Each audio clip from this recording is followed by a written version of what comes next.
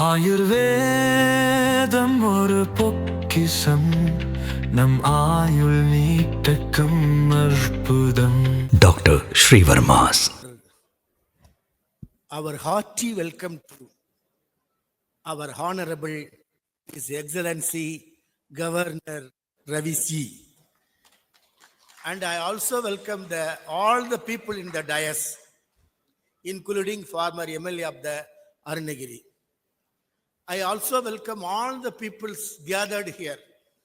I am very happy about arrival of our governor, our honorable governor, our lovable governor, because this area is, Governor Ji knows in this particular place, our Jagadish Chandra Bose invent the plant is also a one live being. Jagadish Chandra Bose invent plant is a livable being. But in many more hundreds years ago, our Tamil saint in this soil, he sang about all the plants. The evolution of the theory is invented by our Manivasagar Thiruvasagar. புல்லாகி பூடாகி புழுவாகி பல்விருகமாகி மரமாகி பாம்பாகி விலங்குகளாகி எல்லா உயிருமாய் பிறந்திழைத்தேன் எம்பெருமானே என்று பாடினார். Also, this place is very important about the ecology. In the all the Kadayelu Vallalgal, one of the peculiar Vallal king is our Pari Vallal. Pari Vallal ruled over this place at the Parambumalai. The Parambumalai is the very holiest place because it is also the Lord Shiva temple there. It is also the people's don't flowing the sand, soil, but the yield is get from. உழவர் உழாதன நால்வகை செல்வம் கிடைக்கிற மண் தான் பாரியாண்ட பரம்புமலையின் மண்.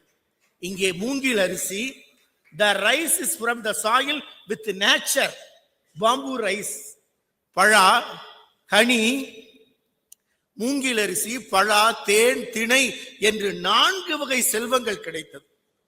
So, Pari Vallal against the Moovedar without any weapon, by the ecology of the natural source. Pari Vallal முல்லைக்கு தேர் தந்தான். உலகத்திலேயே முல்லை கொடிக்கு தேரினை தந்த பெருமைமிக்க மண்தான் இந்த மண் என்று அந்த மண் சார்பாக, அந்த மண்ணின் மக்கள் சார்பாக, the soil of the sons, we welcome to you with loveful feelings to our all the people's loveful feelings to welcome you. அது மட்டுமல்ல, பசுக்கள் நம் வீட்டின் செல்வம் மட்டுமல்ல, நாட்டின் செல்வம், இந்தியாவின் செல்வம், உலகத்தின் செல்வம். அதனால்தான் நம் முன்னோர்கள் கோசாலை ஆலயங்களில் இருந்தது, வீடுகளில் இருந்தது. எல்லா பொருள்களும் பசுக்கள் தருகிற அத்தனை பொருள்களுமே நமக்கு வீட்டுக்கு செல்வத்தையும் நாட்டுக்கு செல்வத்தையும் ஆரோக்கியத்தையும் தருபவை. இந்த மண்ணுக்கு தனிச்சிறப்பு. It is also especially for the coconut trees. In this area, the river bed is fully absorbed by the coconut trees. So, we are happy about your arrival of organic farming and with the combined of the cow built up by the people. பசுக்கள் நம்முடைய செல்வம் என்பது எதற்காக குறிப்பிடப்படுகிறது என்றால், ஆன்மீகத்தின் அடையாளம் மட்டுமல்ல, தேசத்தின் அடையாளமாக, இந்த நாட்டினுடைய இயற்கை வளத்தின் அடையாளமாக கருதப்படுகிறது. அதிலும் நம்முடைய தமிழர்களினுடைய பண்பாட்டு திணையில் வஞ்சித்திணை, காஞ்சித்திணை என்பவை ஆணிரைகளை கவர்வதும் ஆணிரைகளை மீட்பதுமாக இருக்கக்கூடிய நிகழ்வு. அதில் குறிப்பாக நான் காலம் கருதி சுருக்கமாக சொல்லுகிறேன். நம்முடைய மண்ணில் தென்னை வளர்கிறது. தென்னை வரத்து விவசாயிகளுக்கும் பிரச்சனைகள் இருக்கிறது. நெல்லும் விளைகிறது, நெல்லுக்கும் பிரச்சனைகள் இருக்கிறது. ஆனால் இதையெல்லாம் தாண்டி இயற்கை வேளாண்மையை ஊக்குவிக்கிற மக்கள் இங்கே இருக்கிறார்கள். நாடாகு ஒன்றோ, காடாகு ஒன்றோ, அவளாகு ஒன்றோ, மிசையாகு ஒன்றோ, எவ்வழி நல்வழி ஆடவர் அவ்வழி நல்லை வாழிய நிலனே.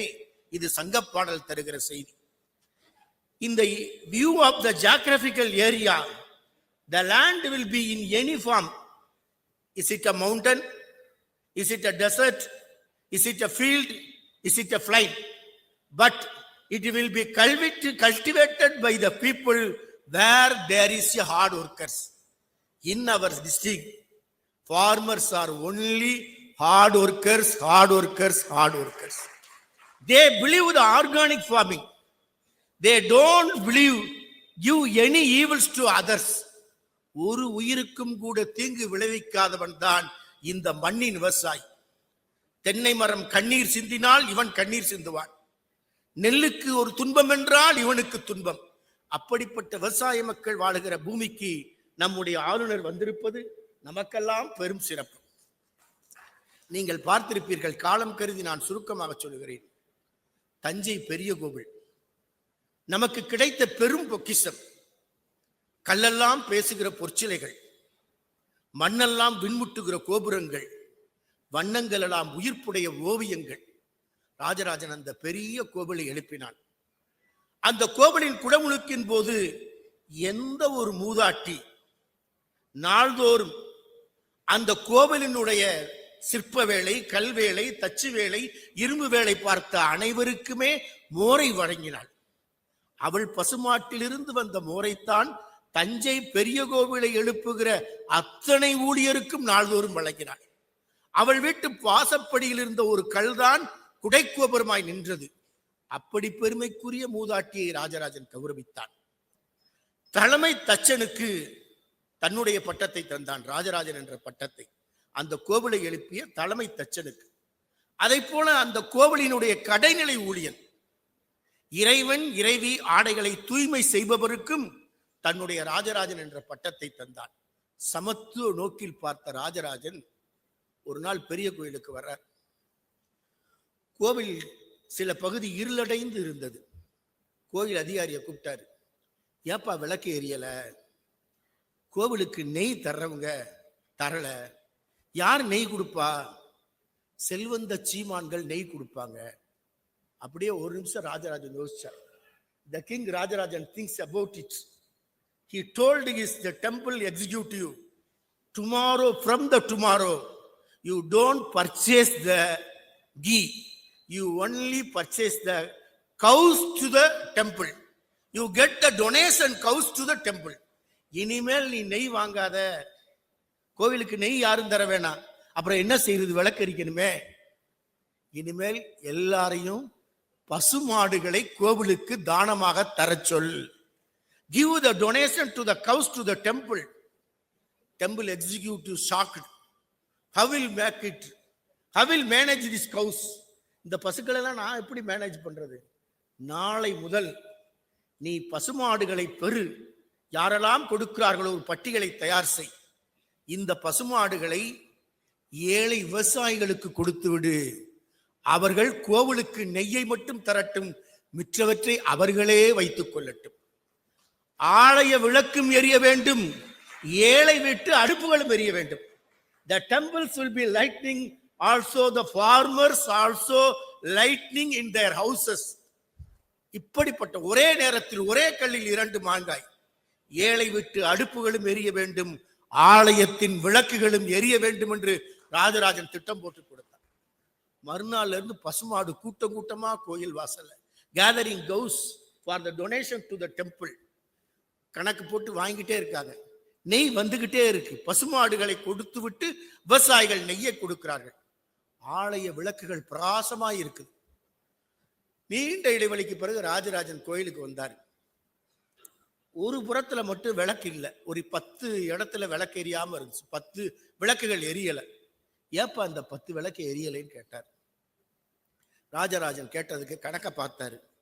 72 மாராயன் ஒருத்தர், அவருக்கு எவ்வளவு பசுமாடு கொடுத்த? 42 பசுமாடு அவர் கணக்குல இருக்கு. 72 மாராயன் என்ற 72 சேர்ந்த மாராயன் என்ற விவசாயிக்கு 42 பசுமாடு கணக்குல இருக்கு, கொடுத்துருக்கோம். இப்ப ஏன் விளக்கு எரியல? ஏன் அவருக்கு நெய் கொடுக்கலையா? இப்ப ஒரு வாரமா அவர் நெய் கொடுக்கல. ராஜராஜனுக்கு கோபம் வந்தது. King Rajarajan becomes angry, going to the Eluvattur Marayan's house, he with the soldiers and knocking the doors of the Eluvattur Marayan house. Eluvattur Marayan விட்டு கதவுகளை தட்டுகிறார் ராஜராஜன். வெளியே வா. கதவு திறக்கப்படவில்லை. நீண்ட இடைவெளிக்கு பிறகு கதவு திறக்கப்படுது. கண்களில் கண்ணீரோடு சவளை குழந்தையை தோளில் போட்டுக்கொண்டு எலுவத்தூர் மாராயனின் மனைவி வருகிறார். காத்தடிச்சா பறந்துருவா போல, அவ்வளவு நோஞ்சாள். குழந்தையை ராஜராஜன் கால்களில் போட்டுவிட்டு கதறி அழுகிறாள். பயப்படாத, நீ யாரு?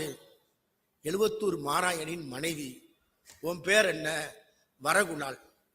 உன் கணவன் கோயிலிருந்து எத்தனை மாடு வாங்கிட்டு போனாரு? பசுமாடு.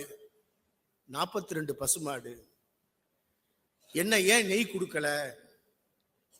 போன மாதம் வந்த வெள்ளத்தில் என் கணவனும் மாராயனாகிய என் கணவனும் 42 பசுக்களும் ஆற்று வெள்ளத்தில் அடித்து செல்லப்பட்டு விட்டது. ராஜராஜன் திரும்பி பார்க்கிறான். ஊர் மக்களும் ஆமான்னு சொல்றாங்க. அப்படியே ராஜராஜன் கணக்கை பார்க்கிறான். எப்ப நடந்துச்சுன்னா 1 மாசம் ஆச்சு. 1 மாதத்துக்கு முன்னாலே உன் கணவனும் பசுக்களும் ஆற்று வெள்ளத்துல போயிருச்சு. 42 பசுவும். ஒரு நிமிடம் யோசிச்சுட்டு பொறி தட்டுகிறது ராஜராஜனுக்கு. 1 மாசத்துக்கு முன்னாடியே அவன் புருஷனும் மாடும் போயிருச்சு இல்ல. ஆனா 3 வாரம் நீ நெய் கொடுத்திய, எப்படி கொடுத்த? இப்ப 1 வாரமா தான் கொடுக்கல. 3 வாரம் எங்க இருந்து நெய் கொடுத்த? அதை மட்டும் கேட்காதீங்க மகாராசா என்று வரகுணாள் ராஜராஜனின் கால்களில் விழுந்து மயங்கி கதறி அழுகிறான். ராஜராஜன் சொல்றான், பயப்படாத, தைரியமா சொல்லு, நான் இருக்கிறேன். இப்போது சொல்லுகிறாள் வரகுணாள். விக்கி விக்கி அழுது வார்த்தை வராமல் சொல்லுகிறாள். 42 பசுக்களும் என் கணவன் மாராயனும் காவிரி ஆற்று வெள்ளத்தில் போய்விட்டார்கள். இப்போது 3 வாரமாக நான் நெய் கொடுத்து விட்டேன். எப்படி கொடுத்தேன் தெரியுமா? இதோ என் குழந்தை இருக்கிறதே, இந்த குழந்தைக்கு கொடுக்கிற தாய்ப்பாலை விற்றுத்தான் 3 வாரம் நான் கோவிலுக்கு நெய் கொடுத்தேன். இப்போது தாய்ப்பால் வற்றிவிட்டது, என்னால் கோவிலுக்கு நெய் கொடுக்க முடியவில்லை என்று மயங்கி விழுந்தார். இப்போது ராஜராஜனின் கண்களிலே கண்ணீர் வெள்ளம், காவிரி ஆற்று வெள்ளம். நிமிர்த்தி சொல்லுகிறான், வரகுணாளுக்கு மீண்டும் 42 பசுக்களை கொடுங்கள், என் பொறுப்பில் கொடுங்கள், கல்வெட்டில் இவள் பெயரை பொறிக்க செய்யுங்கள் என்று சொல்லிவிட்டு பறந்து செல்கிறான். என்னை விட என் மக்கள் மேம்பட்டவர்கள். அவர்கள் என்னை விட ஆலயத்தையும் ஆன்மீகத்தையும் பேணி காப்பார்கள் என்று ராஜராஜன் சொன்னார். இதைத்தான் நம்முடைய மகாசன்னிதானம் குன்றக்குடி அடிகள் பெருமான் சொன்னார். கோவிலை தழுவி வாழுகிற குடிமக்கள், குடிகளை தழுவி வாழுகிற கோவில். அந்த வாழ்க்கையின் அடித்தளம்தான் கோசாலை. கோசாலை என்பது ஒரு பசுவை வளர்ப்பது மட்டுமல்ல, மனித குலத்தின் உறவுகளை மேம்படுத்துவது, உணர்வுகளை மேம்படுத்துவது. எல்லா நிலைகளிலும் வீட்டின் செல்வத்தையும் நாட்டின் செல்வத்தையும் திருக்கோவிலின் செல்வத்தையும் வளர்ப்பது. அந்த பணியை விட்டு இந்த பகுதியில் வளர்க்கிற நம்முடைய சிங்கமுனை பகுதியில் மிகச்சிறப்பாக இப்படி ஒரு கோசாலையை நிர்மாணித்து அந்த பணிகளை சிறப்பாக செய்து வருகிற இந்த கோசாலை ட்ரஸ்டை சேர்ந்த அனைவரையுமே பாராட்டுகிறோம், வாழ்த்துகிறோம். இதற்காக பொன்னான நேரத்தை செலவழித்து வந்திருக்கிற நம்முடைய பாராட்டுதலுக்குரிய, போற்றுதலுக்குரிய அவர் ஹானரபிள் கவர்னர் அவர்களுக்கு நெஞ்சார்ந்த நன்றியை தெரிவிக்கிறோம். திருமந்திரம் இதைத்தான் சொல்கிறது, யாவர்க்குமாம் இறைவர்க்கு ஒரு பச்சிலை, யாவர்க்குமாம் இறைவர்க்கு ஒரு பச்சிலை, யாவர்க்குமாம் பசுவுக்கு ஒரு வாயுரை, யாவர்க்குமாம் உண்ணும் போது ஒரு கைப்பிடி, யாவர்க்குமாம் பிறர்க்கு இன்னுரை தானே. அந்த பசுக்களை செல்வமாய் போற்றுவோம், அந்த செல்வத்தை பேணி காப்போம். நமது வீட்டின் உறுப்பினராய் நம் இதயத்தில் ஒரு துடிப்பாய் இயங்குகிற கோசாலைகளை நாளும் காப்போம் என்று சொல்லி இந்த அரும்பெரும் திருப்பணிக்கு வருகை புரிந்த மேதகு ஆளுநர் அவர்களுக்கு, அவர் ஹானரபிள் கவர்னர் அவர்களுக்கு நெஞ்சார்ந்த நன்றிகளை, our heartful thanks to our honourable governor என்று சொல்லி விடைபெறுகிறேன். நன்றி, வணக்கம்.